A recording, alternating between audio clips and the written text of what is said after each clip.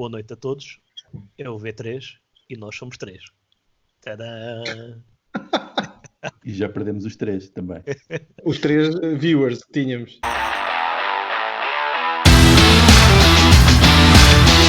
Hoje comigo estão, como sempre, o Raul Testa e o Miquel Souza. Eu sou o Henrique Canha e vamos falar-vos hoje sobre como é que nos estamos a sentir.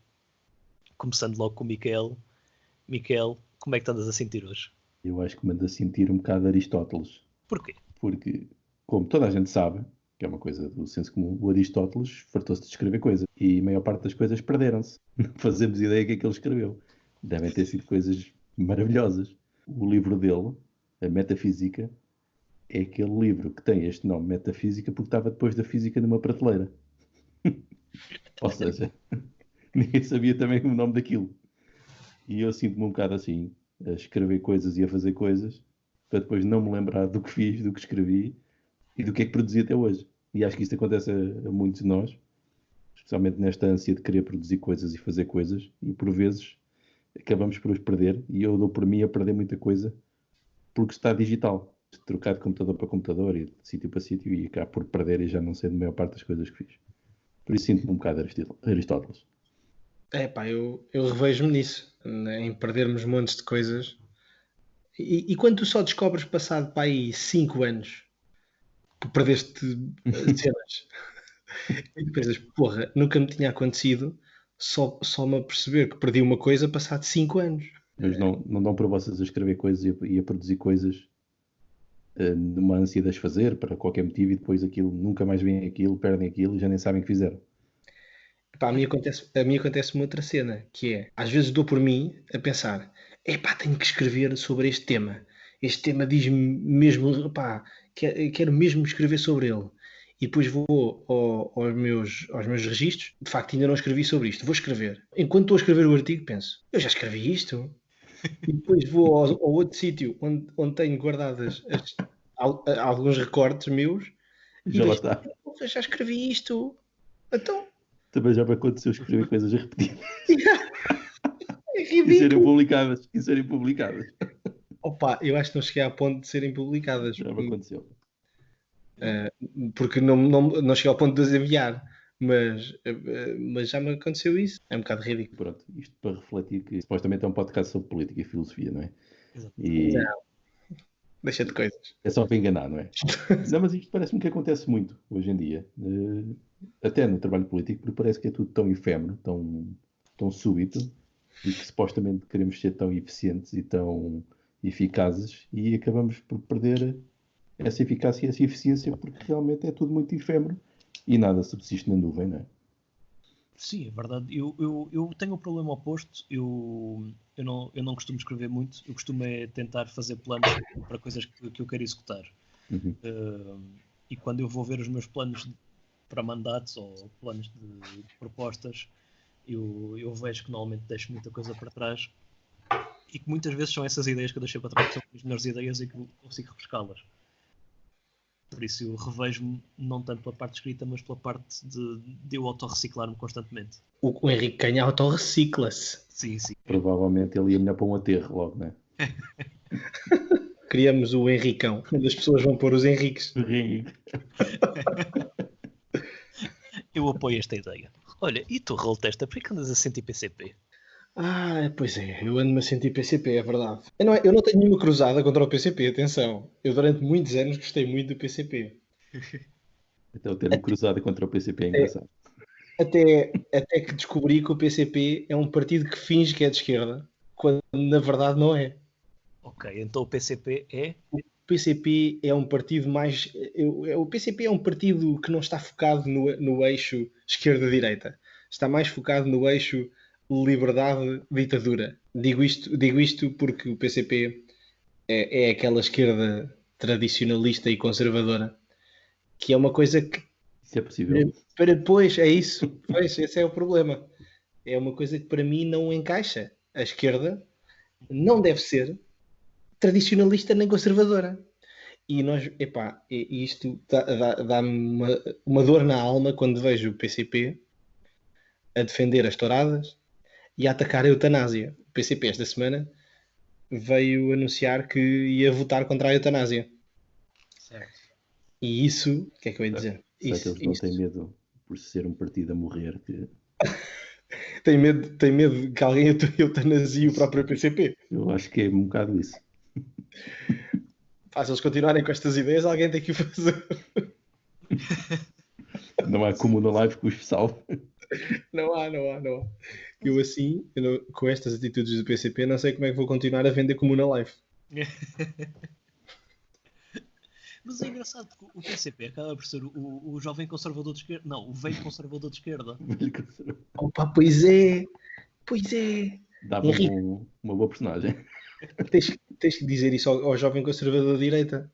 Para o gajo criar uma página. Sim, nós conseguimos ter aqui literalmente o arqui-inimigo do jovem conservador de direita, que é o PCP. Se nós tivéssemos tempo, até dava para criarmos uma coisa dessas. Mas assim como não temos, manda só a ideia ao gajo do jovem conservador de direita. Nem há tempo para editar isto, quanto mais. Exato. Nunca ninguém vai ver isto, portanto, nós nem sequer vamos editar. Está resolvido o problema. Mas porquê é que te sentes PCP? Não percebi. O que é que isso tem a ver contigo?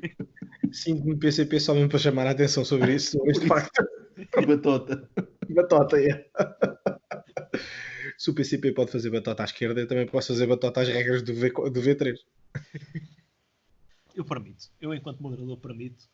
E vai dentro do sofismo, do sofismo que o Miquel apresentou com Aristóteles, por isso está tudo dentro do tema. Eu queria abordar o porquê que eu estou a sentir-me coronavírus, porque eu preciso de partilhar isto. Felizmente estás à distância. Exato.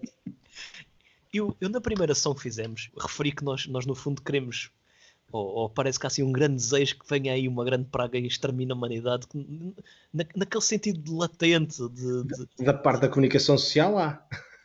E tu vês isso cada vez mais. Eu querem agora, mesmo todos os dias, que- vou de manhã para o trabalho e a minha primeira missão é abrir o Google e escrever lusodescendente coronavírus. É para ver se pelo menos a comunicação social já tem o primeiro lusodescendente com coronavírus.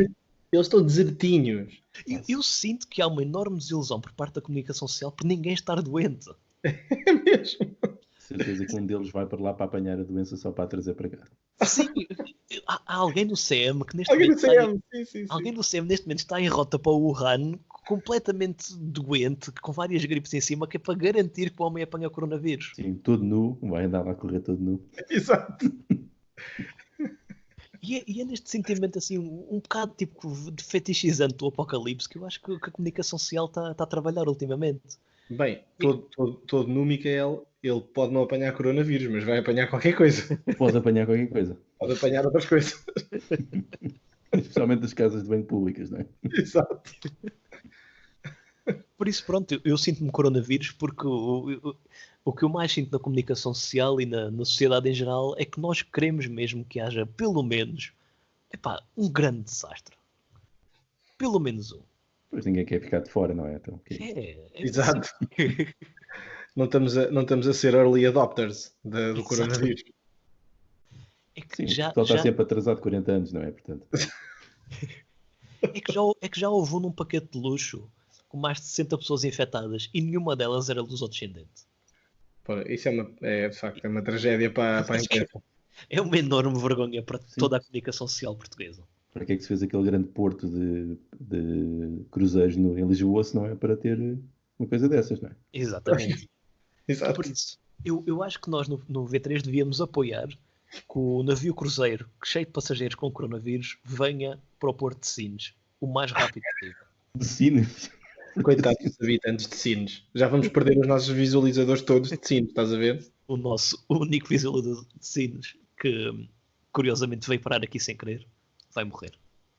Tu queres é que aquilo alaste pelo Alentejo e extermines o fim com o PCP isto, não é? Está-se mesmo a ver. É a nova reforma agrária? E eu queria fazer uma pergunta. Porquê que a frase da semana do Rolo Testa é: a eutanásia constitui a decisão mais grave que a Assembleia da República pode tomar? Dita por Aníbal Cavaco Silva. Ui!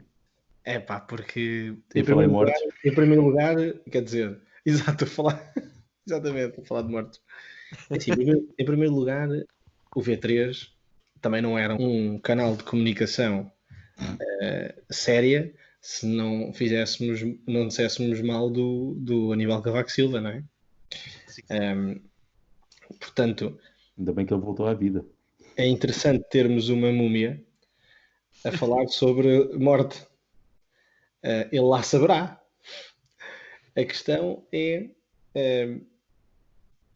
preciso ter uma lata. Não toma... Dizendo isto seriamente, é preciso ter lata. Porra. Este homem que está calado com a ascensão da extrema-direita, está calado, esteve caladinho durante 4 anos de Passos Coelho.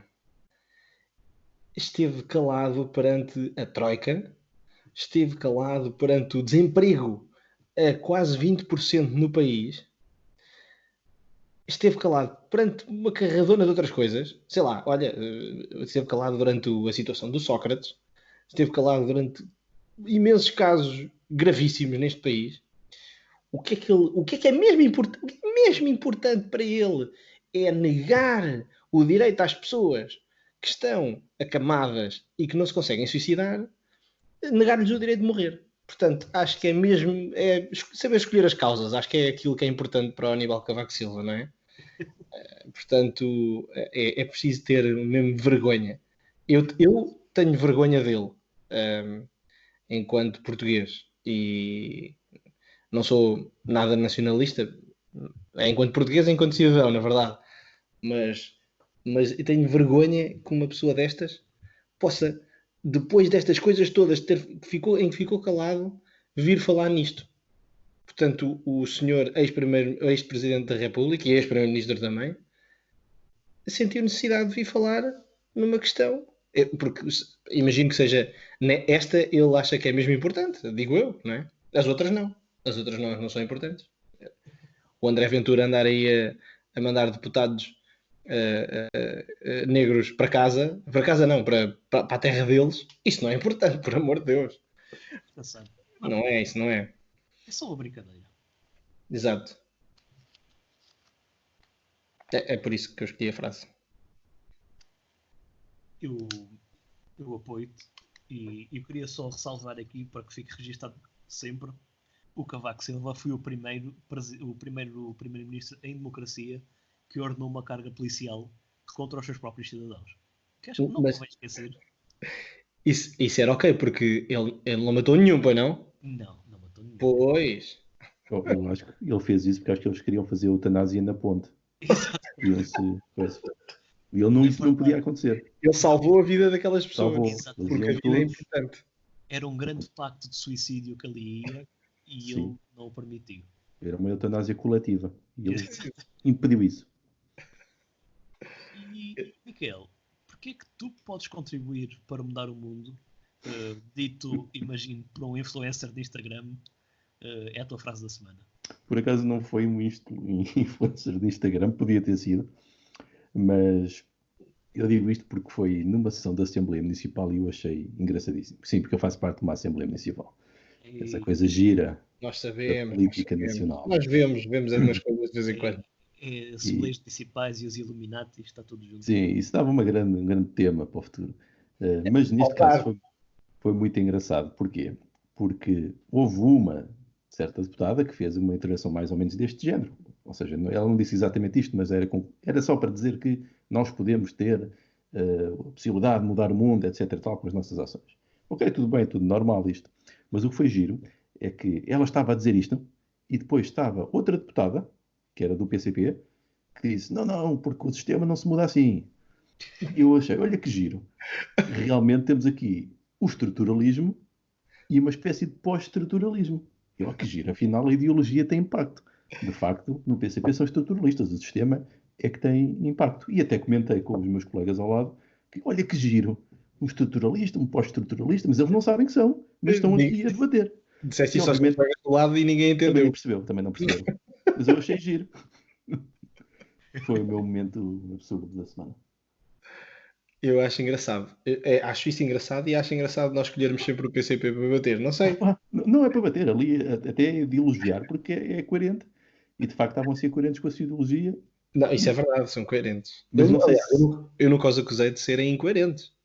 mas eu não sei se A nenhum menos, dos a menos, intervenientes estava consciente daquilo. Ou seja, se aquilo quê? era. Se nenhum dos intervenientes naquela suposta discussão, que nem sequer era uma discussão, foi comentários, estava consciente da base ideológica por trás daquilo. Achas? E eu achei extremamente curioso como observador daquilo e até comentei para eles: olha, és tão estruturalista, olha, tu és tão posto. E eles acho que não perceberam. Mas isso é engraçado porque eu acho que a maior vitória que o sistema político que nós teve é que as pessoas acreditam que sozinhas fazem a diferença. Quando, historicamente, todas as mudanças foram mudanças coletivas, foram mudanças que surgiram através de movimentos de grupo, movimentos coletivos. Os movimentos Lenin, sociais, não é? sim, o Lenin não organizou a revolução sozinho, nem o Hitler, nem o próprio 25 de Abril foi um evento em que o Otelo pensou: bem, acabou a ditadura, vou dar cabo disto tudo sozinho. Acho, acho que é muito engraçado sermos constantemente alimentados com frases dessas que no fundo não têm significado prático nenhum, além de fazerem sentir melhor, vá. Sim, mas também dá uma grande frustração porque depois percebes que não é assim. Sim, e se não conseguiste mudar tu, mais ninguém consegue. Hum. O que no fundo No entanto, eu é o aí que sou um bocado seguidor do Giddens, embora a terceira via seja demonizada, mas do Giddens enquanto pensador. Porque a terceira via é um devaneio político. Como pensador, porque ele também é estruturalista, mas é um estruturalista diferente. Ou seja, ele diz que de facto nós podemos influenciar a estrutura na mesma medida em que a estrutura nos influencia a nós. Pá, e é um Certo. bocado este o misto Uhum. desta nova opção do estruturalismo que algumas pessoas seguem sem saberem também. Um, mas achei muito curioso aquilo, porque foi na prática um debate altamente ideológico e inconsciente. Foi. Eu acho que só foi ideológico para ti, na verdade. Sim, isso foi na minha cabeça. Pois, sim, porque para todas as outras pessoas, a política local não tem ideologia. Uhum. Pois Como, não. como, como se tudo o que nós fizéssemos não fosse carregado da nossa ideologia pessoal, que normalmente Estava acaba por enviesado. se enquadrar numa ideologia, no espectro ideológico Alguma coisa. de tudo, não é? Onde também se situam os partidos, por exemplo. Sim, sim. Pronto. Irrita-me. Sempre que alguém diz isso, irrita-me tanto. Normalmente quem diz que não há ideologia é a direita. Sim. sim. Eu não Isso sei se é de um esquerda nem de facto. direita. És de direita, pronto. É a Exato. melhor pergunta para tu fazeres para saber se a pessoa é de esquerda ou de direita, é isso. Pois é, pois é. Eu, Então o que é que achas da ideologia? Hoje em dia já não é ideologia. Direita. Pumba, és direita. status quo, pronto, porreiro. Eu ia aproveitar essa deixa para falar sobre a minha frase da semana. Foi o Joaquin Phoenix no seu discurso dos Oscars, de fazer chorar as pedrinhas da calçada, em que ele diz que nos tornamos desconectados do mundo natural e que nós somos culpados de uma visão egocêntrica do mundo e acreditamos que somos o centro do universo. E eu acho muito bonito estes momentos de catarse coletiva em que uma Feitos por uma celebridade pessoa. diz, Feitos por uma pessoa. assim feitos por uma pessoa, em que capturamos o sentimento do status quo atual, que é as pessoas sentirem sem poder e sem representação e que o mundo está tudo uma porcaria, e que o sentimento de catarse esgota-se ali, porque foi reconhecido. Porque no fundo as pessoas querem que reconheçam os problemas delas. E agora, o discurso dele vai ter milhares de partilhas e milhares de pessoas a escrever chateadas no teclado: é isto que faz falta, tem mais pessoas a pensar assim, quando na verdade todos pensamos assim, mas ninguém age sobre isso. Porque de uma forma ou outra estamos todos convencidos que cabe-nos a nós mudar as coisas. Quando até cabe, mas é nós num grande movimento coletivo. E é por isso que isto é a minha frase da semana. Porque eu vejo os Oscars e todos estes momentos de projeção pública como uma espécie de catarse coletivo em que as pessoas realmente podem ver os problemas delas reconhecidos e esvaziados. Porque amanhã é um dia de trabalho e porreiro, pronto, olha, está tudo mal, fixe. Eu pessoalmente hum, gostei do discurso do Joaquin Phoenix e gostei do facto de ele ter ganho um Oscar porque fez um papel que diz imenso sobre os dias de hoje, que foi um papel que não foi escrito para o Joker, mas que depois acabou por ser adaptado para o Joker, para o filme, e parece-me ficou ótimo. Mas é claro, pode sempre dizer, claro que é fácil dizer certas coisas quando se é milionário e essas coisas, mas, enfim, essas coisas não sei se interessam muito. É óbvio que é sempre mais fácil fazer certo tipo de posições quando se está confortável, né? Mas não sei se isso interessa, porque a verdade é que ele é visto por milhões de pessoas e usou o palco dele para tentar fazer alguma diferença, e acho que isso é meritório. Acho que é ok. A pena é termos poucos desses. Eu gostei imenso do discurso. Sabes o que é que mais me chateia? Diz. O que mais me chateia é sentir que vivemos num mundo tão pós-verdade Sim. que, nem é pós-verdade, é pós-realidade, que estes atos de bondade cometidos por estas pessoas que têm palco, que tentam mostrar que há um lado que nós não praticamos da vida e que devíamos praticar, esses actos dessas pessoas acabam por sair normalmente ao contrário, hoje em dia. Porque depois geram mais haters. Sim. E mais gente que se junta à causa contrária. Vivemos momentos estranhos de existência por estarmos tão ligados e por conseguirmos passar a nossa mensagem de uns para os outros com tanta facilidade. Passamos também o nosso ódio de uns para os outros com a mesma facilidade. E isso leva a comportamentos contrários. Sim, sim. Ou seja, quase para a humanidade, se calhar, quase mais valia que ele fosse lá dizer: eu sou nazi e era bom que fossem todos nazis. Que era para haver um movimento contrário, a dizer: não, os nazis são maus. Isto fez-me lembrar o discurso do Ricky Gervais, porque parecia que ele estava a adivinhar este discurso, porque ele estava a dizer que os atores todos que estavam ali, não deviam de falar estes tipos de discursos, porque a maior parte deles tinha menos escolaridade que a Greta Thunberg e que estavam a ser financiados como super ricos por indústrias que eram contrárias a tudo aquilo que eles diziam nos discursos bonitos. E eu lembrei-me disto. Yeah. Era isso que eu estava a dizer na primeira parte. Só que eu não sei, resta saber só. Eu sou a favor de tudo o que sirva para fazer o mundo melhor. Por isso é que estava a dizer que mesmo se calhar era mais útil ao mundo que um gajo qualquer fosse ali e dissesse que era nazi.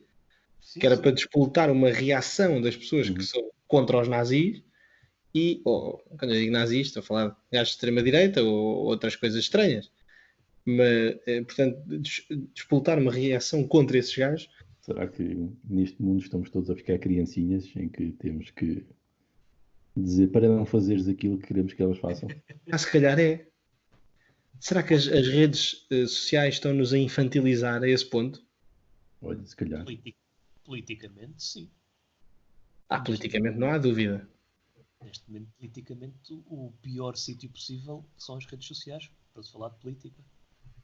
Em que temos aquele argumento doente que os nazis eram de esquerda. Pois é. A ser ressuscitado, que é uma coisa o que é irónico, porque o Hitler efetivamente matou quantos sociais-democratas e comunistas conseguiu. Eu gosto da parte em que eles se agarram ao nome do partido. Sim, sim. Era nacional-socialista. Exatamente. Porque ele não tomou conta do Partido Nacional. Mas pronto, não vale a pena. Acho que não vale a pena ir por aí. Senão vamos começar a chorar. Queria pegar no tema da semana, que é os políticos não podem falhar. Que eu, sinceramente, eu passava a bola para vocês, porque eu tenho uma coisa a dizer sobre isto, mas eu acho que vocês vão divertir bem mais. Micael. Pode começar, Micael. Eu acho isto muito interessante, porque parece que os políticos não podem falhar, e quando falham têm de ser demitidos, ou têm que se demitir. Imaginem o que era no nosso trabalho, no nosso dia-a-dia, sempre que nós falhássemos em alguma coisa, nos tivéssemos que demitir. Era espetacular, não é? Ou seja, falhei com o meu filho, vou demitir, vou deixar de ser pai dele. Isto é uma coisa absurda, não é? E este medo do falhanço leva a que os políticos falhem mais com medo de falhar. E só fazem as neiras com medo do erro. Ou seja, nunca há a possibilidade de aprender com o erro, que é uma daquelas teorias básicas da pedagogia. É aprenderes com os erros ou teres liberdade para errar para aprenderes com isso. Em política parece que isso não é possível. Por isso, andamos sempre, ou parece que os políticos andam sempre, no limiar da mediocridade para não errarem muito. É mesmo isso. Nunca arriscam, não Nunca arriscam. se pode. Não se pode arriscar, não se pode arriscar. Eu acho que isto é absurdo. É verdade, e por exemplo, este medo perpétuo do falhanço levou às primárias dos Estados Unidos. Nós neste momento temos um candidato a sério, que é o Bernie Sanders, e talvez a Elizabeth Warren, e depois um monte infindável de rostos sem cara, nem ideologia, nem absolutamente propostas nenhumas, e um deles, que é o Mayor Pete, o Pete Buttigieg, está em segundo, em que ele não tem nenhuma proposta concreta, a não ser, sei lá, não ser o Donald Trump. Não sei, eu acho que a cena mais forte dele é ser do centro, ou seja, é ali meio republicano, mas também é gay. Ou seja, é ali consegue, ele tenta agradar os dois lados. Sim. Não literalmente, acho eu. Não literalmente, mas também se ele quiser, não pode. Nós no V3 promovemos liberdade de escolha.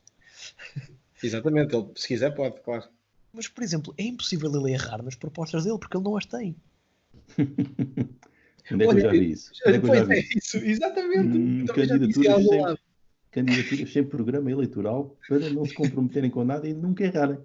É uma coisa espetacular. Existe. Existe. Confirmo que existe. Não conheço nenhuma. Nenhuma. Em Leiria não conheço nenhuma.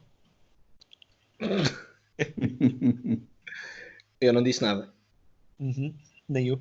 Eu só me ri porque sou uma pessoa bem disposta. Eu só disse não conheci nenhuma.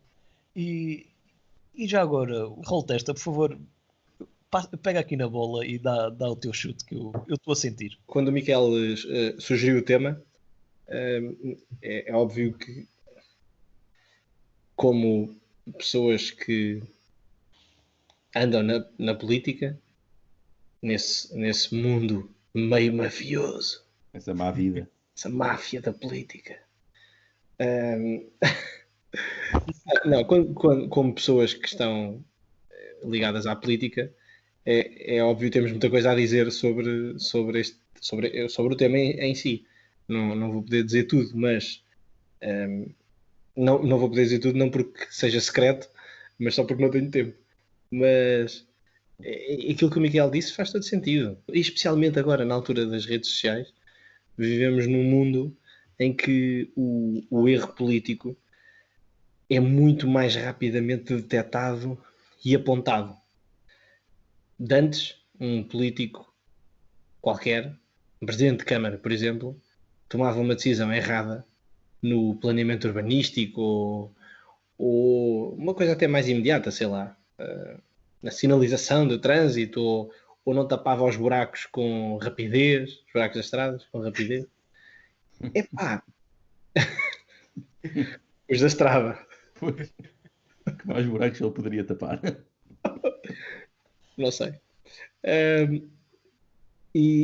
Portanto era muito mais rapidamente, era muito mais lenta o modo como as pessoas se apercebiam desses erros. Mas hoje em dia, por causa da velocidade e da rapidez com que estamos conectados, esses erros tornam-se muito mais fáceis de perceber. E como se tornam mais fáceis de perceber, há mais medo de os fazer.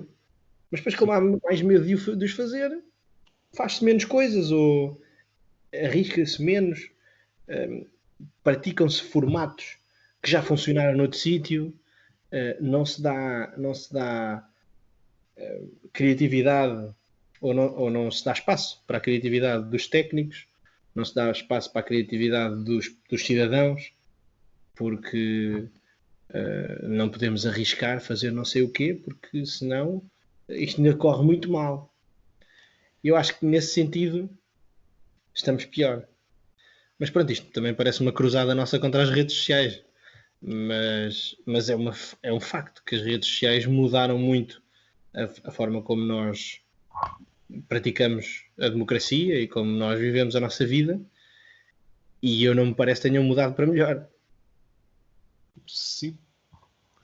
Se por um lado vieram democratizar as falhas da democracia, por um lado estão a acabar com ela. É uma forma de ver a coisa, sim. Eu nesta perspectiva dos políticos não poderem falhar, eu sinceramente também eu concordo com o Miquel na parte da pedagogia, que é importante falhar. Mas depois nós temos também aquele vício sistémico do género. Os nossos políticos, muitas vezes, quando falham, são falhas completamente catastróficas e dramáticas. Por exemplo, o que foi o caso das golas, que foi incrível, ou o próprio Azeredo Lopes a dizer que achava normal tanques, porque realmente via uns vídeos policiais e era assim. Nós podemos falhar, mas também convém não sermos tão amadores a falhar. Tipo, falhar por incapacidade é uma coisa, agora falhar de tal maneira que deixa a democracia a descoberto também é sintomático de toda esta rede dos políticos não poderem ter ideologia, nem poderem ter uma posição, e nós acabamos por pôr as pessoas que não se vão comprometer com absolutamente nada, que depois também quando há um problema, é um problema que veio de ninguém querer fazer absolutamente nada para não haver problemas. E juntos vamos lentamente erodando o sistema democrático ou queremos ser eleitos. Que eu acho que é o maior problema da política, que é nós termos a ideia que só podemos fazer política se formos eleitos. Isso é um bom ponto. Provavelmente dava para outro programa. Enfim, até da participação cívica e política, que há uma série de questões sobre isso. E até porque existem muitas metodologias. Isso realmente dava outro bom tema. Querem marcar para a próxima sessão este tema? Pois, olha, pode ser. Pode ser. O próximo tema fica: é possível fazer política sem ser eleito? Ok. Vamos para o nosso devaneio? Pode ser. Nem me lembrei disso. Estamos dentro do horário, por isso o devaneio formal também cortamos. Exato. Cortamos o devaneio. Não sei, sobre o que é que há de ser o devaneio? Olha, posso fazer aqui coffee assim numa coisa. Não é devaneio nenhum, mas pode ser que dê em devaneio. Então. Ando a ver, estou a dizer ando a ver porque aquilo é longo para caraças e ainda não acabei de ver. Quando se diz que andas a ver, quer dizer que andas também a ouvir. Sabe como você não devia dizer que anda a ver e a ouvir? Anda a ver, a ouvir e a percepcionar. Porque eu ouvi um famoso marketeer, especialista em redes sociais, a dizer que as pessoas tendem a ver os vídeos sem som. Pois tendem. Mas é que tendem mesmo. Isso põe legendas. Por isso, tu andas a ver os vídeos ou a ver e a ouvir. Esse senhor que te disse isso falava meio em brasileirês? Sim, falava com música. Pois, ele dizia: ei, cara. Não sei, que eu não vejo os vídeos dele com som.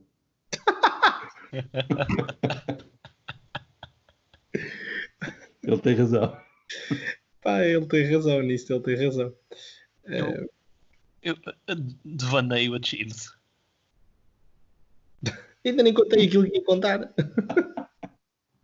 É tão inato isto que... Exato, dá sempre merda. Pronto, ia-vos contar.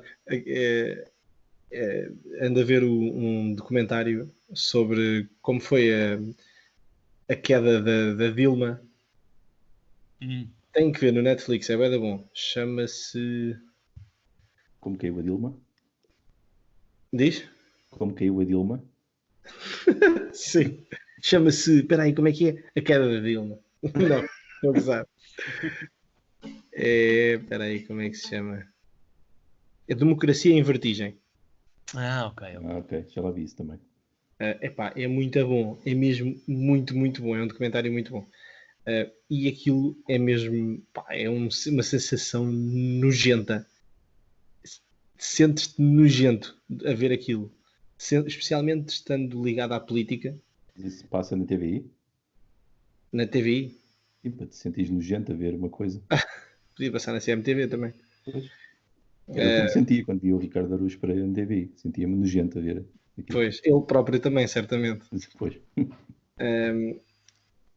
epá, não, aquilo sentes-te nojento a ver aquilo, porque aquilo, para além de conseguires perceber a rede toda de interesses e de corrupção por detrás da queda da Dilma e do Lula, e também pelo facto de conseguires perceber que a Dilma foi afastada de forma completamente injusta, o mais que isso é ver os deputados que a mandaram abaixo, pá. É assustador. Todos a rezar, Sim, sim, sim. todos a dizer por Deus, eu voto assim ao impeachment. E pelos meus filhos e pela minha família, eu voto sim ao impeachment. Eu lembro-me de ver isso ao vivo É em um uma dessas nojo. declarações. Pela igreja quadrangular de não sei quantos, voto sim. Sim, exato. É isso. Epá, é nojento. É nojento. E depois, epá, aquilo gera uma sensação de frustração. Estás a ver? E ainda por cima, a Dilma foi uma das primeiras. A Dilma e o PT todo, mas claro que o PT também. Não estou a dizer que não andou lá metido em esquemas, claro que andou. Mas a Dilma foi a primeira grande vítima, pelo menos a ser deposta pelas redes sociais, nomeadamente no Brasil, mais pelo WhatsApp, Uhum. pelo o início mesmo do WhatsApp. Epá, e que era na altura em que tu podias juntar ao WhatsApp quantas pessoas tu quisesses. E então os gajos faziam grupos de milhares de pessoas, estás a ver? E tudo a bombar com fake news sobre a Dilma. Para tu veres, há lá uma altura em que já dizem que a maioria do povo brasileiro, já a Dilma estava no julgamento final do impeachment, Sim. e eles achavam que o impeachment era sobre ela ser corrupta, quando não era nada disso. O impeachment era simplesmente porque ela. O motivo que eles arranjaram para o impeachment foi porque ela deu as pedaladas fiscais. E as Sim. pedaladas fiscais não têm nada a ver com corrupção, nem nada do género. É simplesmente uma artimanha que todos os presidentes anteriores utilizaram, mas que é de facto ilegal. Mas é uma artimanha tipo contabilística para esconder déficit. Certo. Ou seja, epá, é uma coisa, pronto, é óbvio que não devia ter sido feita, mas todos fizeram, e não é que seja justificação todos fizeram, mas claramente não é motivo para impeachment. E os Certo. gajos conseguiram tirá-la, estás a ver? E agora o Brasil está afundado naquele lodo nojento. E pronto, gera assim uma sensação de,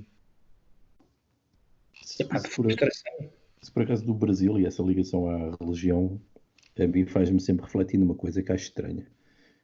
Tendo sido uma ex-colónia, ou seja, é o fruto de uma colonização europeia e que tantos problemas trouxe com a escravatura e até com a destruição das comunidades autóctones, né, dos índios e tudo isso, como é Uhum. que não percebem que a religião foi um fator de dominação colonial? E aí, como é que a Isso, isso, abordam? Como é que a pois, aceitam? isso é que eu acho tão estranho.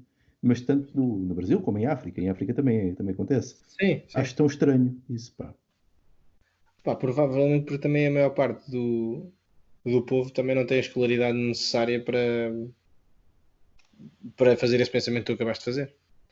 E isto também não tem a ver só com escolaridade, porque podes-me dizer, então e a classe rica do Brasil também tem o mesmo problema com a religião e é educada.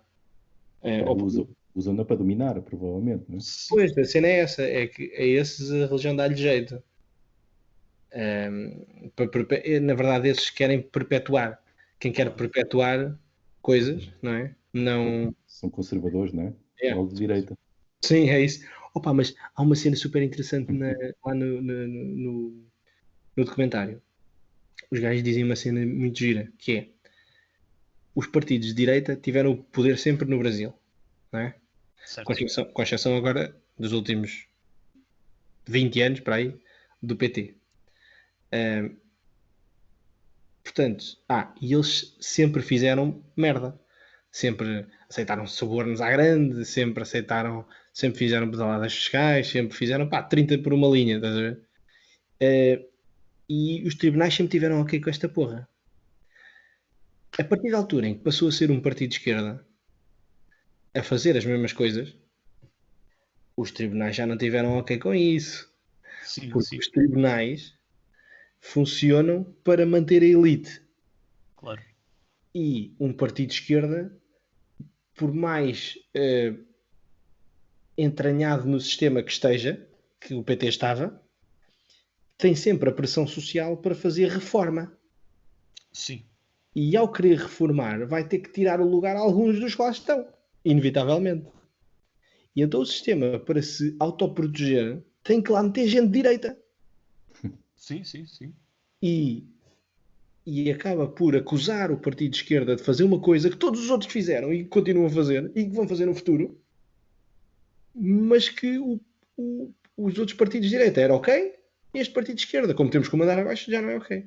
Olha, isso é espetacular. Isso liga-se àquilo que falámos na semana passada da pós-democracia. Sim, Como temos uma elite que controla o sistema democrático, que tendencialmente é conservadora e de direita, não podemos ter democracia. Pois, pois, É? Somos coerentes com os temas. pois é, pois é. Exatamente, estás a ver? Sempre fazer.